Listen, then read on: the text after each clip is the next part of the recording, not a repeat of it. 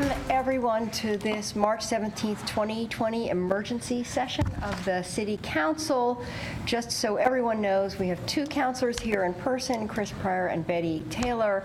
We have the remainder of council calling in. We currently have Emily Semple, Jennifer Ye, Claire Syrette, Mike Clark. We're waiting for Alan and Greg to check in, but I'm sure they will shortly. So we have a full contingent. And with that, I'm going to turn it over to City Manager Sarah Mederi. Thank you, Mayor. Thanks to all of you on the phone and here in person for getting together today. I don't think any of us knew that we were going to be in such a historic time with the World Health Organization declaring a pandemic. I've been talking to a lot of people about how disorienting this time feels, that it's the seriousness of it is not readily visible when you're out on the streets like we're used to. We're usually used to seeing snow and trees down, and people understand there's a beginning and a middle and an end to those types of issues, and this one has created a lot more uncertainty, and so I think it's important that we're here together to talk about our response we're taking as a city and also to talk about the declaration of emergency. So what I thought I would do is turn it over to Chief Heppel to give you just a quick update on what's happening in the Emergency Operations Center. I have some answers to questions I think you might want to ask, and I can either do those kind of ahead of time, but I also want to give Catherine some time to talk about the emergency declaration and what that means, so you have the time to actually give me some input and feedback on that. So with that, I'll just hand it to Chris. This is Alan Zelenka. I joined the call. Good, welcome. Meeting. Thank you, Councilor, for your time. Since we last met, City staff has been working diligently with partners across the community to respond to the COVID-19 public health emergency. Since I was last before this body, the circumstance has substantially changed. The University of Oregon has suspended classes and spring sports. Local school districts have also suspended classes. Yesterday, the governor has restricted gatherings to 25 people or less, and the federal government has recommended 10 or less individuals and gatherings.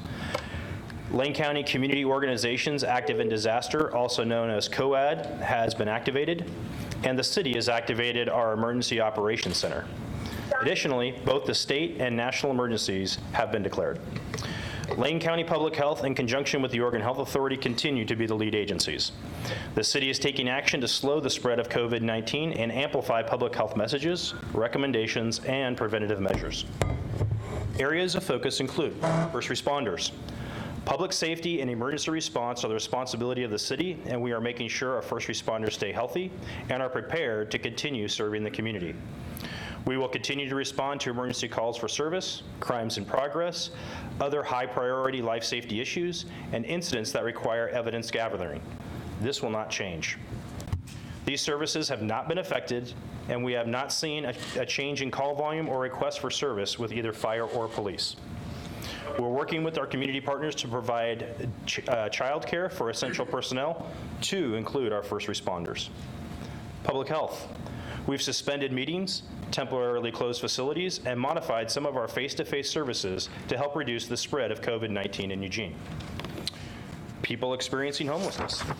We're working with our homeless services partners and the county to help reduce the spread of COVID-19 among people who are unhoused, including finding alternative shelter options, warming day centers, and making sure service providers have the supplies they need to stay healthy.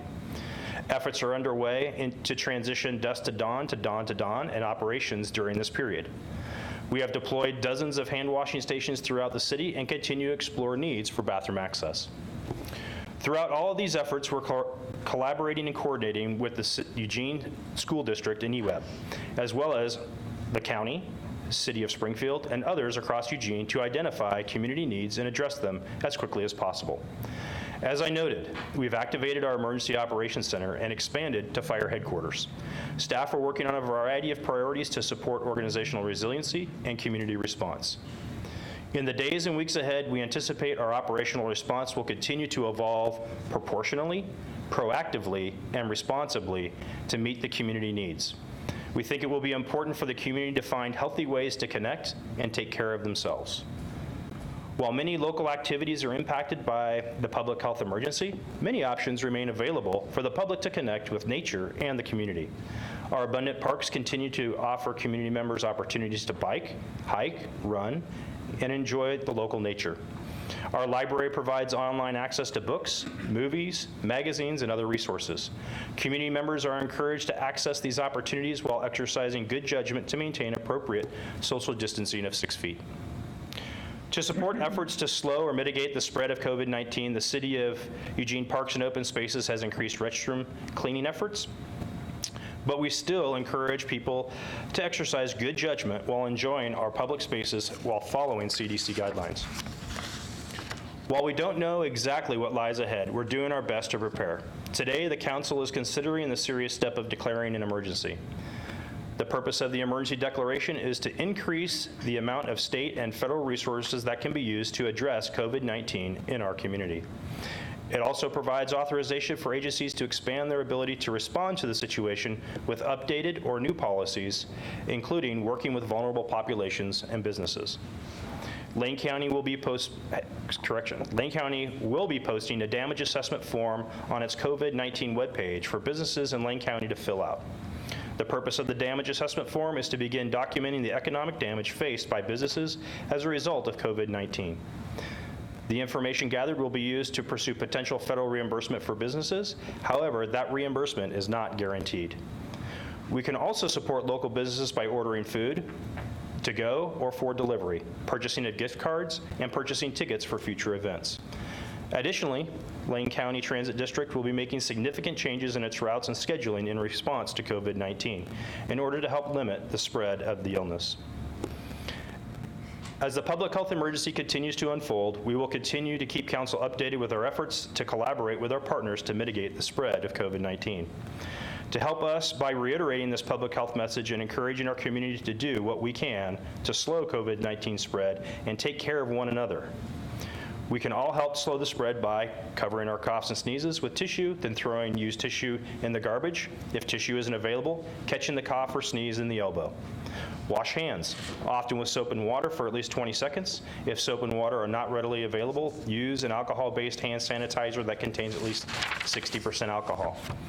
Maintain social distancing of 6 feet or more. Stay home if possible. Avoid touching your eyes, nose, and mouth with unwashed hands. Clean and disinfect surfaces that are often touched. And most of all, take care of your overall health. Staying current on your vaccinations, to include the flu vaccine, while eating well and exercising, all help your body to stay resilient. Thank you for your leadership through this unprecedented time. Thank you. You answered a lot of the questions that I have more information on, but I think I'm going to have Catherine just talk about the emergency declaration process a little bit and then see what questions you might still have. That sounds good. Certainly. So the emergency declaration process is in your city code. It's 2.1055. The City Council adopted the protocols for adopting a state of emergency back in 1999, and it authorizes the city manager under certain circumstances, one which this would fall, to declare a state of emergency after obtaining input from the City Council. Before and once the state of emergency is declared by the city manager, the code authorizes her to take a certain number of actions in order to address the emergency situation. There's a number of them, and they're specific and they vary, and you can tell they're intended to address a variety of different emergencies, including clearing debris, also being able to use the emergency procedures as part of public contracting, and there's a variety of them. An important piece to know is that before Sarah were to invoke any of her authorities under the code to take any of these actions, the code requires her to consult with the council, and by majority vote, the council could override a decision to invoke that power or to use that authority. Another important thing to remember is that the state of Oregon's declaration of an emergency takes precedent over the cities, as well as any of the executive orders that are put out by Governor Brown. Similarly, the state of emergency declared by the federal government takes precedent over the state. So that's the hierarchy. All right. Thank you. I think it'd be best to get counselors' questions and voices in the room. So I'm going to just, instead of having people jump in with the queue, I'm just going to walk through all of the counselors who are online, and I'm just going to go ahead and do that in alphabetical order. So I'll give you, Mike, the first chance. Okay, thank you very much. Welcome. My first question was answered with regard to our vote on each of the use of each of those new authorities by the manager. There was one section of it, though, that I was going to hope you would, Sarah, that you would just explain a little more further for the purpose of the public understanding. We have definitions in the emergency code, but the trigger is where you find a particular set of circumstances existing and thus want to declare an emergency. Could you be more specific, relevant to the code on that issue? Do you want me to just share what those bullet points are? Not the bullet points of the authorities per se, but the reason for invoking the emergency? Right. So the code says that the city manager may declare a state of emergency when we require a coordinated response beyond that which occurs routinely, which I believe we're in. The required response is not achievable solely with the added resources acquired through mutual aid or cooperative assistance agreements, and the emergency consists of a level 3 emergency under the city's emergency plan, which this emergency does hit that mark too. Excellent. Thank you. I have a number of operational questions, but I wonder if that's appropriate at this time, or will we be going through those as we're going along here? Maybe, I think maybe what would be helpful is if you say what the topics of your operational questions are, and if we could get through everybody's, then I can come back and answer them as one group. Would that make sense? Sure, yeah. First, I'm politically never been a big fan of our previous Governor Kitzhaber, but he wrote a piece recently that I think was particularly helpful and insightful in terms of managing this particular emergency. And I hope everybody's had a chance to read that. If they haven't, I encourage it. I think it brings up a number of things we ought to be thinking about and how to deal with them. For example, I thought one piece that was wonderful was in the event that we have difficulties in our medical field with respirators or ventilators, there are an awful lot of folks with sleep apnea machines in their homes that could be helpful. Just things like that I thought were meaningful and helpful. So the general care of people who may be sick is one area.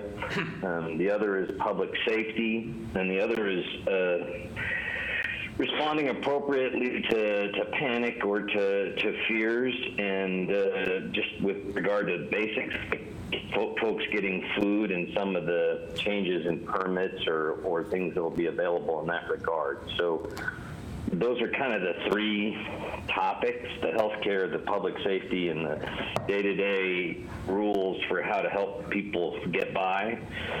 You want any specifics on those, or do you want to wait? I guess I would suggest we wait, but it's really the mayor's call for how you want to run the meeting. Let's let everyone put their questions out on the table, and then the manager can work her way through that I'm writing them down, though, Mike. in a kind of consistent way. Does that work for you, Mike? I'm sorry, I didn't hear you clearly. I wish I had, Mayor. We're going to go all the way through the queue, and then I'll let the city manager address these by topics, because I imagine there'll be groups of questions in each area. Okay, so shall I just go ahead with a couple of these? No. Now that we have the categories out, the manager's keeping a list, and she'll circle back when everyone's had a chance to put the questions out. Thank you. Okay. Greg, did you? Yeah, I'm here. All right, you're up. I'm here. Yeah, I don't have anything particular at this point. I'll wait till we go around. Okay, great. All right, Chris. Oh, thank you. I guess what I would say is I think the declaration of an emergency is essential. We need to do that because it provides us access to a whole new level of things that we need to do. I don't want to get into telling you how to do your job because I have absolute 100% confidence that you know what you're doing and that you will have access to all the information you need, current practices, and that you'll do a great job.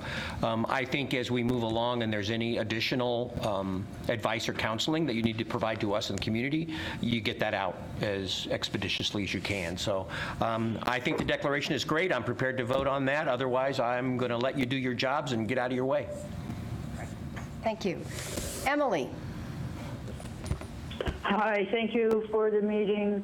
I don't have many questions, but I am interested in what kind of alternative shelter we're finding for the homeless. And I heard mention of bathrooms. I'd like more details about that. And I know people are worried about food, even though the grocery stores are open.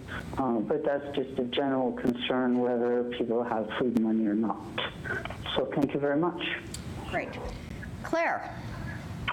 Thanks. I just have a few things. One, we've gotten a couple of emails from local restaurant owners that I haven't seen anyone respond to, and so I'm hoping staff is planning to respond to those folks and direct them to the small business resources that we've posted on our website. And we need to do more to publicize those resources. I have a real concern that a number of our locally owned restaurants will not reopen after this crisis. My other questions are about wondering if there's anything the city can do to help coordinate child care support for folks, either through programs that LCC or the U of O might run. I share the concerns Councilor Semple raised about increasing options for shelter for people, including those who are already sheltered at our Dusk Till Dawn and at the Mission. And then lastly, what is the forecast for getting more testing ability into our community? This is, again, one of my biggest fears. We do not know what is going on here locally. And then what is the plan to prioritize who will get tested first once we get that ability increased? Okay, good. Betty. Thank you. At the end of the alphabet again. I could have done it in reverse order. I should have, maybe. While I was married, I was in the beginning of the alphabet, then I reverted to the end where I started. Okay, my biggest concern that I haven't heard people talk about is the people who will not be able to work and are just a paycheck or less away from being homeless. There are lots of people like that. I left a hotel in D.C. last Thursday, which was like a vast empty space. And I talked to someone at the desk who said the groups are all canceling. So that doesn't just affect the groups, it affects the people working there who will be sent home, or even many of them are dependent on tips to live. They won't be getting tips if there are no customers. So that's one area, but locally, people who will be sent home because their restaurant's closed or something, it doesn't take any time, a few days to make your paycheck so small if you're spending every cent every time, and many people are. And I wonder if there's any way to help people like that, not only the people who sent home from work, but the parents of young children who will now have to stay at home from work, whether they're sent home or not. Somebody has to be with those children. So that's the big concern that I haven't heard much about so far. Thank you. Thank you. Jennifer. Yeah, thank you. Luckily, being last, all of my questions and concerns have already been addressed, so I just look forward to the response. Okay. Alan? I'm last, Jennifer. And thank you, Mayor, for not doing the order by first name. I think the declaration of emergency is appropriate at this time. inside that declaration, Section 4 has the authorities that are granted to the city manager as a result of this. And they're A through M's. There's 13 of them, including price gouging regulation and a whole bunch of other things. My question is about, I don't want people to misinterpret that every one of these things is going to happen, or that they automatically happen because the declaration of emergency. My question is about what's the process about deciding whether or not these do get implemented, and then what's by the city manager, how does that get decided and noticed, and what's the consultation with council? Okay. And before I turn it over to you, manager, to respond to some of this. Oh, yes. That was a question specific to this. I have some operational. Oh, okay. Carry on. One, two. I sent out an email earlier about assistance to local businesses and employees, especially the bars and restaurants that are all closed now. We went to dinner at the Excelsior last night and we're the last people in there, but it looked like, they were closing business for months. And all the people that worked there were trying to get unemployment insurance, and the server was crashed. And so there's a lot of angst for a lot of people in the community about how this is going to happen, and I share Claire's concern about how many businesses won't open at the end of this.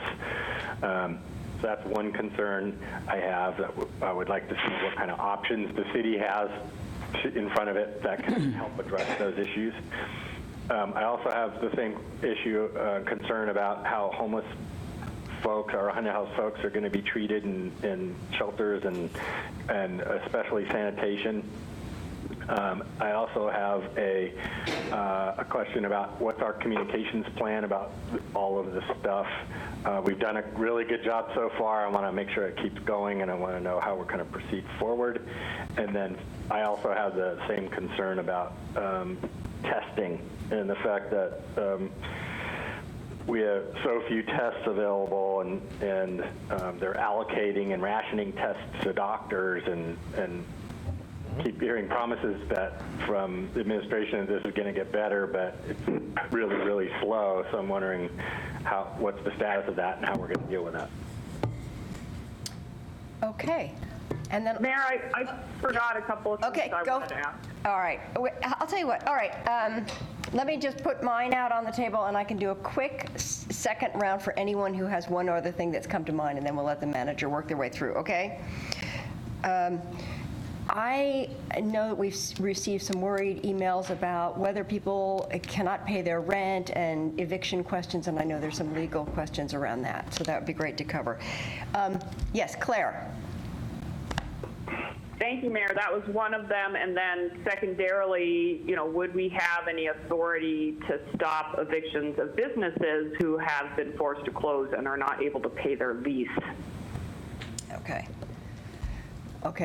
Mayor, this is Alan. I had another one on that. Another one? Okay. I forgot. All right. Which was not necessarily evictions, but is there a way to deal with people's rent being due, and maybe you could have it, maybe you could delay it, maybe you could put a moratorium on or work with businesses and owners to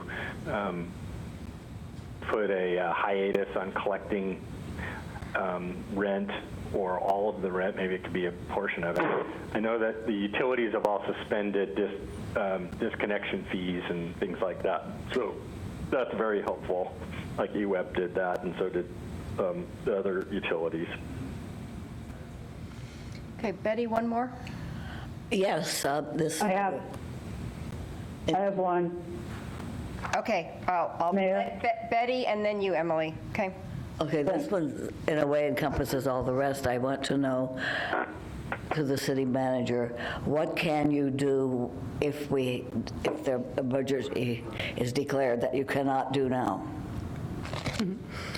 Well, there's a whole list of items, like, so for one, I'll just pull one out. I can establish rent controls and provide temporary or permanent housing by purchase, lease, or otherwise, and to enter into agreements necessary to prepare or equip the living units for occupancy. Oh, those are things you can't do now, that's what I I'm can't asking. do that now, and I still couldn't do it even if you declare the emergency without still checking in with you to make sure you're okay with it, right?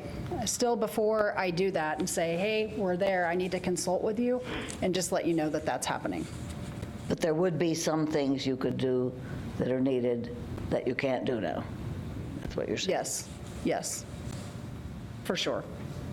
It's a precautionary measure. I mean, it's important. We've gotten to that emergency level 3. I think it's prudent. I think our community is expecting it. And then it is also puts the things in place so we don't have to call you back in an emergency should I need to implement one of these items.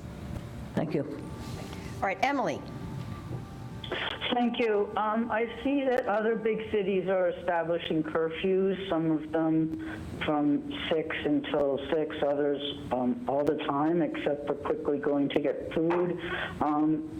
If that were necessary here, can we get any details? I'm especially concerned about people who aren't housed because they would be out during curfew hours. Thanks. Okay, anybody else need one more dive in? Yes. Yes, go for it. Yeah, I want to know if Sarah sees any of these that she thinks need to be instituted immediately. Okay. All right. Okay, it's yours.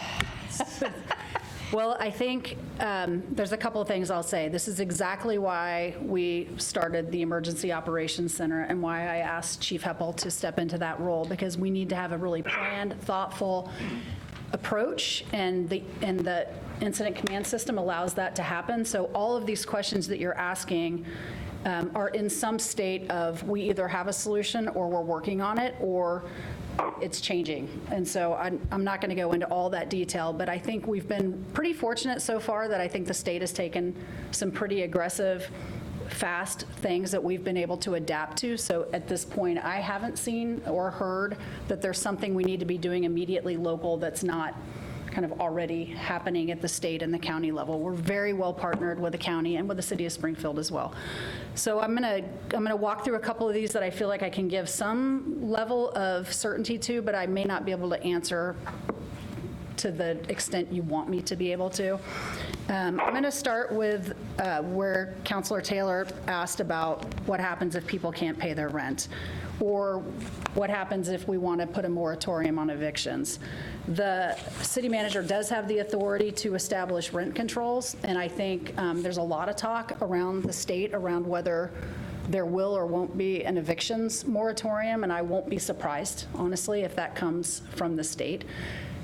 Catherine can probably talk a little bit more about how and what we might want to do locally around that, but I'm not going to just jump in there yet. I'm going to specifically, I'm going to just look at some notes here.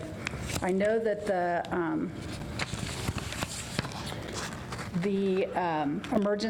Renter Protection Committee of the Housing Policy Board had a discussion during a meeting last week to modify a previous recommendation for use of affordable housing trust fund dollars to focus on emergency rent assistance.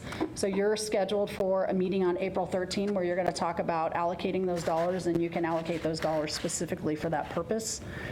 We do have staff that work on emergency home repair programs, and they're still doing that. So we're getting in and helping low-income people with the repairs they need right now, and to keep them safe, and safe as they are quarantining or not, just kind of self-distancing, isolating. We're still working on the HUD consolidated plan, and you'll be able to take some actions through that around affordable housing. So those are some just immediate things that are happening. From a business standpoint, the county's Emergency Operations Center has, I'm just going to write down what was the actual word, a business response section that's being led up by Austin Ramirez, and we also have that in our Emergency Operations Center. We have appointed an economic recovery coordinator who was already working really closely with all of our partners at the Chamber, Lane County, Business Oregon, State of Oregon. We're working on developing a website that identifies the business and community needs in one-stop shop, and so is the county, so we're coordinating that together. Our business outreach staff are contacting every business that has a loan through our loan program, and we're offering to defer those loan payments. And the Chamber's working on a lot of things that I won't go into detail unless I need to. I will say this, you might want to write this down. Lane County set up an email that is just for business questions. So if you're hearing from businesses, and we'll be replying to them too, the email is lcbusconcerns@lanecountyor.gov. So Lane County OR is one word. And any businesses can just send their questions in there, and they're getting recorded and responded to. There's a lot of work happening here. I think everybody in the community is concerned about our small business network and the jobs that come with that. So that is definitely top of mind, and is certainly top of mind on social media as well. I'm hearing a lot about that. On that note, since we're talking about communication, you've been getting a lot of emails into your inbox, and I just wanted to talk through a little bit about how we're responding to that, because I know each of you have your own protocols about, well, if it comes to me directly or if it's somebody from my ward. I feel the same way. If it comes to me directly, I respond. But what we're doing right now is funneling a lot of those through the Emergency Operations Center, so we're giving really clear, consistent information to people. So I think you can know that we're monitoring it, we're watching it. We may not copy you on every single reply, but we are handling all of those questions to the extent we can. There's a number of those that come in that just have their ideas, people wanting to help, and we're also cataloging those, so at some point there'll be a place to kind of plug people in. I'm just going to look through another couple of things. Alan asked a question about what judgment would I use to decide when to enact any of these, and I think it'll be if we find, so this is really, if there was a snowstorm happening across the state, there might be things happening in Eugene that aren't happening in Portland that make that really obvious. This is something where it's kind of happening around the state all kind of at the same time in some ways.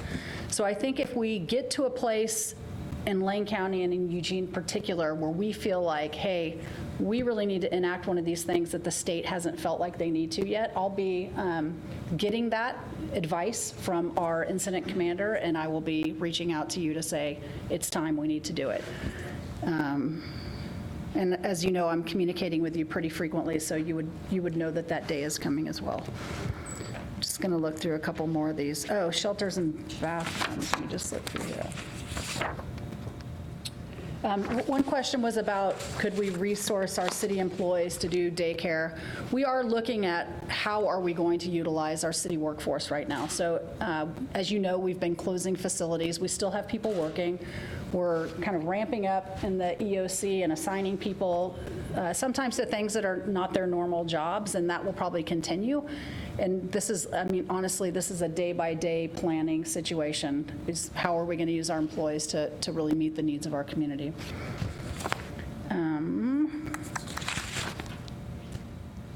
We today assigned Reagan, who's been working in the city manager's office on homelessness.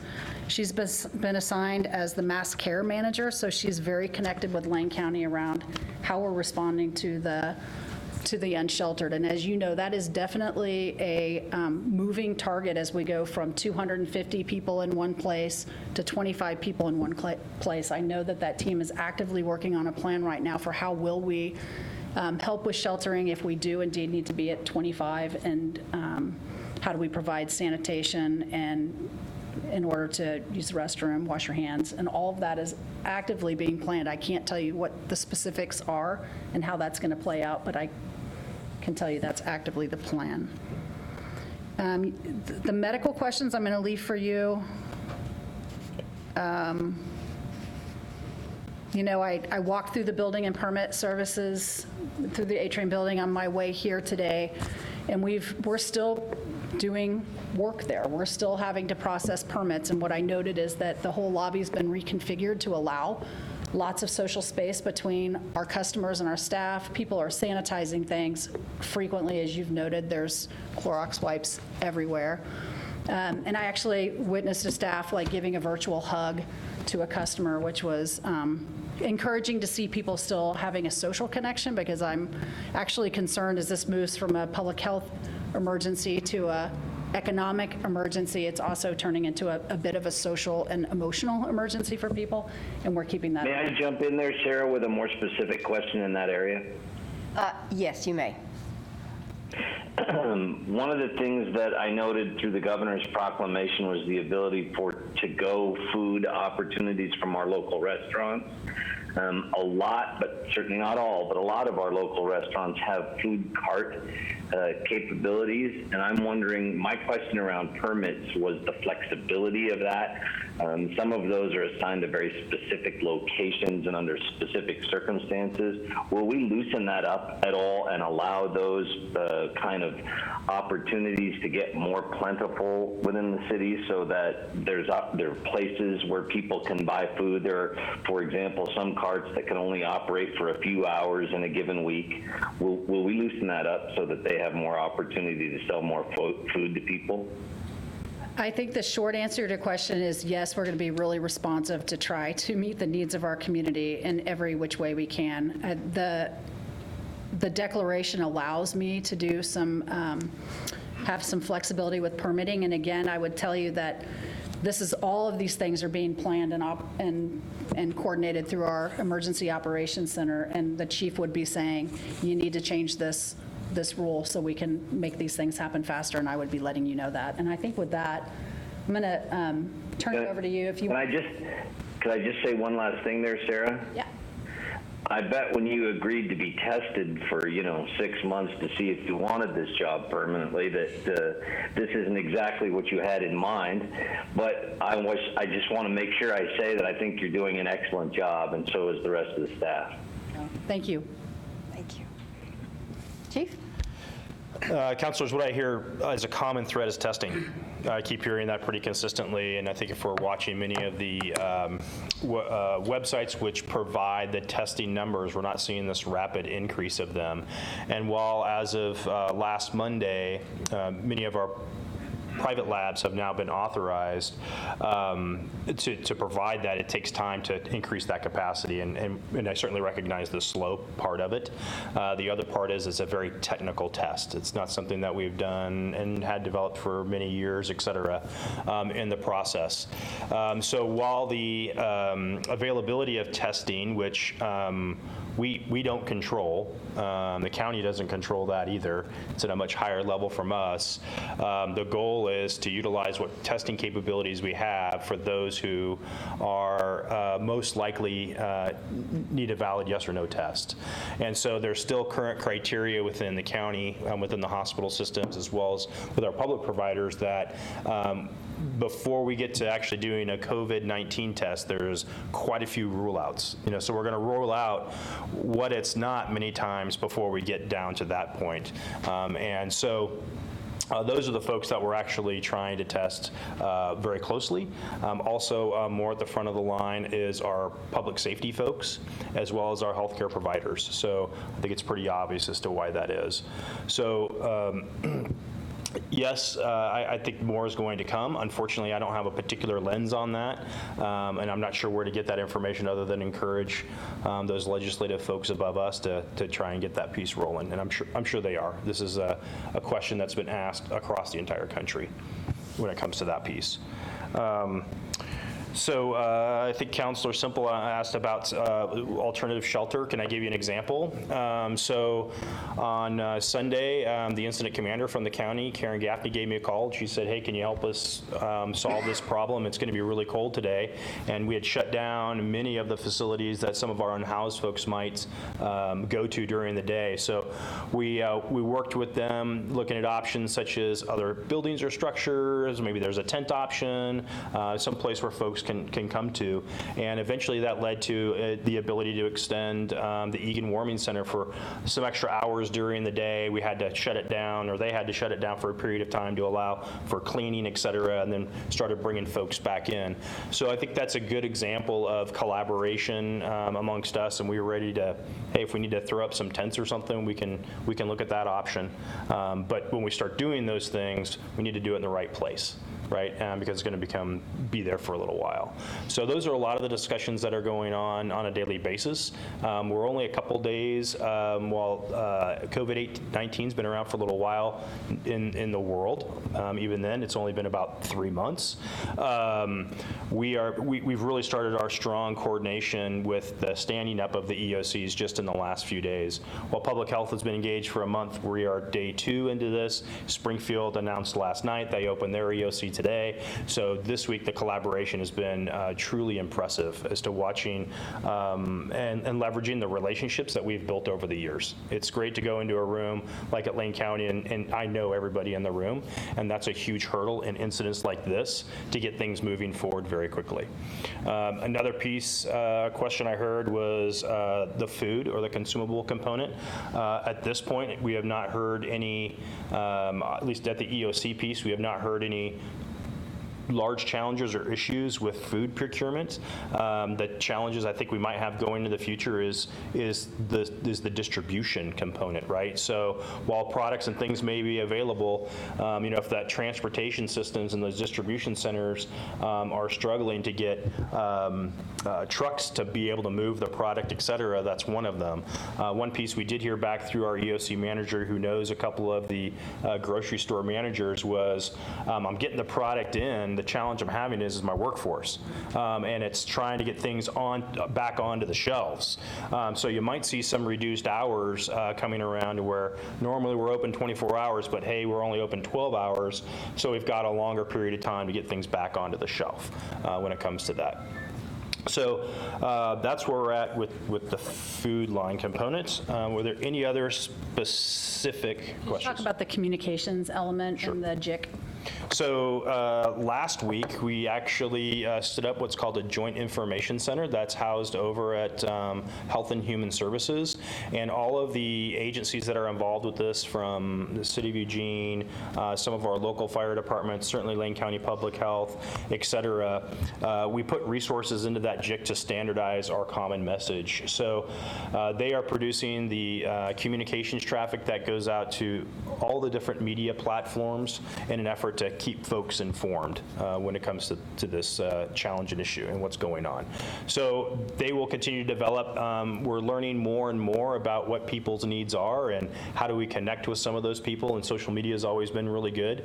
But also we recognize as folks might be separated from their normal communications, like their work emails, et cetera, that we have to use some alternative deliveries. And so they've been pretty imaginative up until this point as to changing that.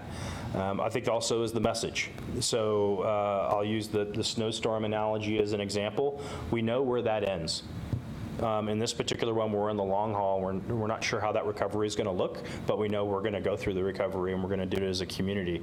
So expressing to our community that we're here for the long haul, and what you can do also to really focus on helping your neighbor. This is that opportunity that if you're able to go to the grocery store for your neighbor who may not because they're disrupted in some way, take advantage of that opportunity and be a good neighbor.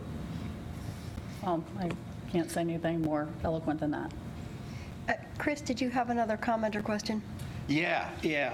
I've worked out of a Jick, and I work very closely with command. One of the beauties of the entire incident command system is, in addition to the normal stuff you would think of, like operations and rescue and logistics, they have an entire category called finance. Correct. And economic impact. And I think a lot of the questions we've been asking are questions around what's going to happen to the people financially and economically, and in terms of risk and liability and insurance and things like that. The people that sit on that particular group are not people who are necessarily medical people. These are finance people. These are people who understand the economic impacts and operations of a community from a financial level. And so I think that's an extremely important part of our emergency response, our incident command system. And I think the people that are there want to make sure that they have in mind all of the things that are going to be that rolling long-term impact, and I know that they do. So that's why I think setting up that incident command system is really critical to making sure that we're able to respond on all of the fronts. So I appreciate the way you've described it, because that just creates more confidence that we have all the different bases covered. I have, Mayor, this is Alan. yeah, Alan, go for it. I had a quick question on that. Is there something we could be a little bit more definitive or specific about with regard to assistance to local businesses and employees? And they're not going to have paychecks potentially, and worried about their rent, and businesses on loans and paying their rent. And that's the worry that I heard and share. And I wonder if we had any more specifics and more details about things we're going to either we're looking at or can do in that area as a city. I mean, a lot of it's going to be state and fed, but I don't have a specific answer for you now, other than to say we're working with our regional partners to figure out what is a plan, like what is the state's role, what is our role, and how does this look over a long term. So I'm sorry to not be able to give you that certainty. yeah, so this will be evolving over the next couple of days for sure. I had another question, Mayor, if I could. Yes. The question I asked about the authorities and how they get decided. So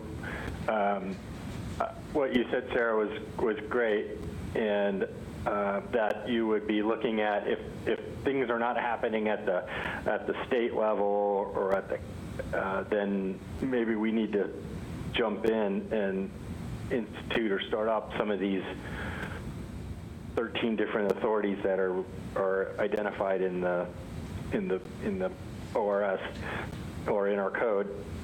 So what's your process for doing that, and how would you involve the council? And third, once you've done that, what about communicating it?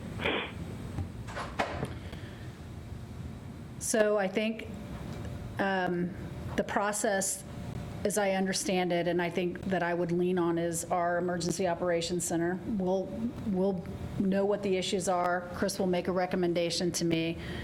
And the way that the code reads says I shall consult with the mayor and a majority of the councilors prior to invoking any of the powers under this subsection. So that would likely be an email from me just letting you know, plus phone calls, trying to reach as many of you as I can to talk in person. It could be that we want to have another emergency meeting if necessary, and I can keep the mayor informed about that. So I think you can expect to hear from me daily at a minimum as we're going through this, which I think has been kind of a good rhythm. And the Emergency Operations Center knows that I want to be able to do that at the end of the day, so they're providing me with any new updates so that you have the best, newest information possible. You have more you want to say about how that comes up? Yeah, so we're gonna, councilors, we'll be watching what the trends are, and we're not too sure what those are going to be, but we certainly have some predictable models of things, especially when we start looking long term, and where my lens is, where many of you already are, and that's with the paycheck to paycheck component. So when that starts to happen, and then it really starts to happen, it's twofold. Once a personal family impact, but then also an economic impact. What does that look like in terms of access? Again, back to, while I may have a food supply chain, access to that food supply chain, right, then through normal resources, and that could be a challenge. And we have the same issues when we start talking about utilities and fuels and things, but it's nice to see that our utility partners have really stepped up to the plate already and helped relieve some of that anxiety, so I appreciate that, what they've done there. I have, oh, go ahead. I would just wanted to say one more thing, and I've hesitated to talk about this because I don't want it to seem like it's just about us.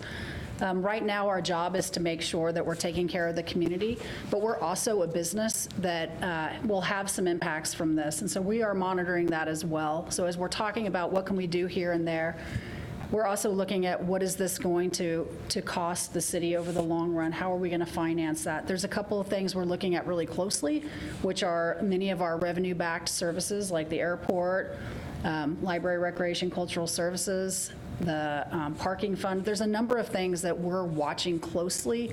So as we're thinking about how can we support and how can we finance, we're also doing that in balance of how do we also keep us in a really sound financial condition so that we can continue to respond to this community over the long haul. So I just wanted to add that. Yeah, thank you. Can I ask another question, Mayor? Yeah, one more. Go for it. I have a question too. Okay, all right, we're in the queue. Thank you, Mayor. A week ago, we were, 6 days ago, I suppose, we were having a conversation together about this that sounded very different than today's, and that's as it should be, and that's how it goes. And I think we're doing a good job, a very good job, of responding to the realities that we're presented with today. I don't necessarily need specifics, but as the chief alluded to, there are models and things that we've seen occur in other communities, both around the country and around the world. My question, I suppose, Sarah, is as this evolves, how are you looking at what we're going to need tomorrow as opposed to how to respond to the things that are happening today? Well, that's a really good question. I think that the chief and our team that's working in the EOC is thinking about tomorrow in terms of this incident, and he could probably say more about that. I'm thinking about tomorrow in terms of what I just talked about. How do we keep the city financially healthy for the long haul? What decisions will we need to make as part of the FY21 budget potentially, supplemental budget potentially? So I think it really just depends. It's hard to, you don't want to act too fast and think like, oh, we're going to have to completely close everything down, but we need to start kind of preparing emotionally and mentally for what that might look like. It's been my experience reading things and watching things that even sometimes, I suppose, when it appears from the general public's perspective as though we may be acting a little too quickly, in hindsight, it almost never looks that way. And I would encourage you to keep that in mind as we go. Thank you. Okay, Emily. Thank you. First of all, I think the best thing that we're doing is that we're doing such a good job. It's so soothing to see staff and leadership working so well together, and I think that is the very best thing. I wonder if there's any more detail at this time about alternative shelter. It's great that Eugene was able to open again, but I know I'll have questions about that. And again, curfew questions, is that a possibility? And any ideas about how that would work? But the thing I'm most interested in is Sarah was mentioning the social and emotional effects of this crisis, and when we talked about food trucks. So I wonder if there's any more information about that aspect of it. Thank you. So I'll start with alternative sheltering. Turn social and emotional. And then it's going to get social and emotional. With that particular topic, really where our focus is right now is the continued escalation of this incident. So as I talk with the mass care folks, which is emergency service function number 8 within our ICS structure, what we're doing right now is identifying those facilities or shelters in which we can place individuals who may be identified as needing an isolation. So that's really our big priority right now, is to identify those and get those pieces. And personally, for my thought because of that is once testing becomes more readily available, and if all of a sudden it becomes readily available, I would propose we could potentially see a change in the number of positive cases in Lane County. And that could be a change of 1 to several thousand, right? We don't know what that's going to look like, but we know it's somewhere in the middle between there. So that's our priority now with the alternative sheltering and identifying locations for that. I'm just smiling because the emotional things always tend to come back to me. I will say this. I think one of the things that's really important about closing facilities for a predetermined amount of time, even though some would like us to do a day-by-day kind of assessment, it gives certainty to our staff so they can start freeing up their minds to think about other ways to provide the service in innovative ways. So I know there's a number of people watching on Facebook right now. A number of those people have been sharing ideas about ways to stay socially and emotionally connected. So ideas like, could you have a performer in the Holt Center that is by themselves, but it's being it's being shared online. Could you have, could people still come pick up their books on hold? You know, they're on hold, their kids need to read. Is there a way we could be delivering those differently? And I think our staff right now are spending their time just figuring out, okay, how do we just stabilize the situation and make sure everybody is getting, you know, safe and clean and healthy, all of that. But as we move into this, we will be able to start thinking about other ways the city can provide those connections in this new world that we're in. So that's what I would say about that. Yeah, you know, I just want to respond to two things. And first, I think I realized this morning, a couple of days into this, that this is the new normal. And so there's all this kind of urgent action to get certain things in place and define the boundaries of what we can do, what we can't do, condition people to new behavior. In a week, we're going to recognize that this is the new pattern of how we do business, and so some of those ideas that are floating around now then get incorporated into that more sort of ongoing new pattern of behavior. So it feels like it opens up a lot of doors. I have just a quick question. We've talked about food. One of the things that I've also seen, received emails, we've seen it on Facebook, are sort of these kind of ad hoc food delivery and medical, pharmaceutical delivery things. And so I don't know if at some point we might, and if someone's looking at whether we also need a sort of an informal structure. I mean, in my neighborhood, one of the neighbors just wrote to the listserv and said, I'm happy to run errands for you if you need it. That's popping up all over town. And I don't know if at some point we're going to feel we actually also need that kind of delivery system where there's a network or something. So maybe that's in the system somewhere being discussed, but I've certainly heard it in the community. We do. So in the beginning of my topic, talked about the Lane County community organization that comes together to do that. That's exactly the type of services that they provide for that vulnerable population or folks that can't get out or have that capability. So we've absolutely engaged with those folks in helping us with that. Okay, great. Okay, anybody else with questions? Because Betty, go for it. Yes. What would cause you to decide that it's time to end everything, to let things open again? And another part of that is, I wondered why the community centers couldn't be open for people to go in and get warm. I was out walking early this morning, and my dog wanted to go inside, but I'm not serious about that, but it's true. But how will you decide, well, it's not an emergency anymore? Do you want to answer that? So I think much of that with building closures and distancing and things like that have all been driven by the state. And I think once the state starts to withdraw many of their restrictions, then we will start our transition back to our previous normal. And so those will be some strong indicators for those pieces. But it's certainly not to say that we aren't asking questions to the state on some potential variants of those things. There might be, every community has their level of differences. So what our need is here with a warming center may be different and drives a question to the state than the next community over. So those are certainly options that are available to us, but we still are bound by those governmental declarations, and we want to hold as well as we can to those. Thank you. Mm-hmm. Okay, Alan and then Chris.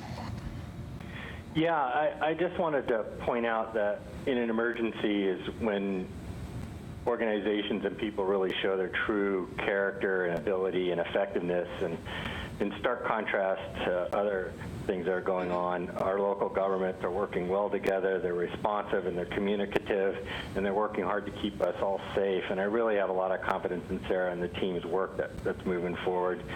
As well, I'm so heartwarmed by all the stories I'm hearing about people in our community that are going above and beyond just to help out others in the community at their own, on their own nickel, or at putting out their own kindness to make sure everybody else is taken care of. So while it's tragic, it's also heartwarming to see all this happen. Thank you. Thank you. Chris? Yeah, one of the things I always harp on a lot is the need for clarity and certainty. And when you have a rapidly evolving situation like this, the windows are often clarity and certainty, because what you cannot be clear about is exactly where things are going to go, because you don't know. And you can make a clear and a certain statement of where we are today and what we're going to do today, and the next time a section meets, that changes tomorrow. So I think what we need to do is to recognize that we are not going to have as much clarity and certainty as we would like to have. So that's where we have to begin to put faith in your decision-making ability to respond and react flexibly to the situation, so that the right decision is made at every step along the way. And what's been valuable for me about this meeting is, while we may not tell you how to do your jobs, we're saying this is what we're interested in. So as you begin to work each day on this evolving situation, these are the things that are important to us. And therefore to the community. And I think when you filter that into your thinking process, it's really helpful. So I recognize you can't give me certainty beyond today, because things may change tomorrow, but at least you know what's important to us. At least you know what we really want you to put into your thinking process as you make those decisions. And I think that's been really helpful for me. So in this instance, I'm willing to recognize I have to sacrifice a certain amount of clarity and certainty, but any emergency situation is going to have that built into it. And so I just have to have faith that you will factor those in. I appreciate your saying that, and I think it's really good evidence that our staff have a pretty good idea of that, because I think I had talking points on every single question that you asked. So we pretty much know what your priorities are, and we're making sure that we build that into the plan. Thank you. Mayor? Yes, Greg, go for it. So real quickly, Sarah, do we have an idea of if this situation goes on any longer than 2 months, maybe possibility of 4 months, it could be longer than that, where we would end up financially in that particular scenario? In other words, how close do we have to get to bottom before we get there? How close do we have to get to, what was the last thing you said? Bottom? To bottom before we get there. Yeah, well, we're modeling it already today, so I don't have the numbers right in front of me, but I can promise you we are going to let you know far ahead of being at the bottom that we're getting there, and we'll have strategies for how we address that. Really great question. It's what I'm thinking about a lot. Yeah. Okay. Yes, we have a motion. If there is a desire to make it. Yes. So, Emily, I believe you have text. I have a motion. Are we ready? I think so, yes. All right. I move to support the city manager pro tem declaring a state of emergency under Section 2.1055 of the Eugene Code within the City of Eugene due to the COVID-19 pandemic.